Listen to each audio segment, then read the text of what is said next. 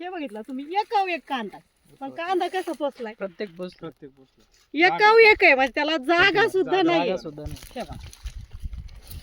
माती सर माती सहित आता हा उपटलाय, म्हणजे हा 3 कांदे तरी सुद्धा तो पोचे ना. ह्याला सोडलेला 10 दिवस झाला असून अजूनही हा कांदा पोचणार आहे. ह्यात अजून ताकद आहे.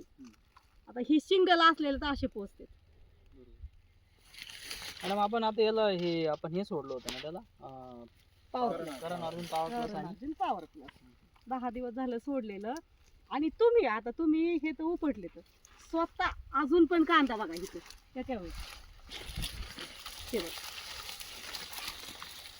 म्हणजे एक सलंग असं काही निवड नाही की हे बघ एक सलंग तुम्ही जर कांदे उपटले, औषध आणि दांडे जास्त मोठे असं एक सलंग तुम्ही असे कांदे, म्हणजे ह्या कांद्याला आणखी ताकद किती ना, हा कांदा पोचणार किती. बरोबर वेट आणि 5 सुद्धा रफ एकदम. मग तुमच्या शेतकऱ्यांचं भलं होणार आहे ना. तुम्ही आता कुठून आले, येवल्याहून आले ना. येवल्यात जर तुमच्या शेतकऱ्याला असा कांद्याची साईज झाली तर प्रॉब्लेम काय? आनंदी राहते. एक नंबर प्रॉब्लेमच नाही म्हणा. इतके कांदे असं हे बघ. कांद्याला आणखीन म्हणजे किती ह्याला हे खूप गारा मुळी सुद्धा चांगली उतरणार आहे.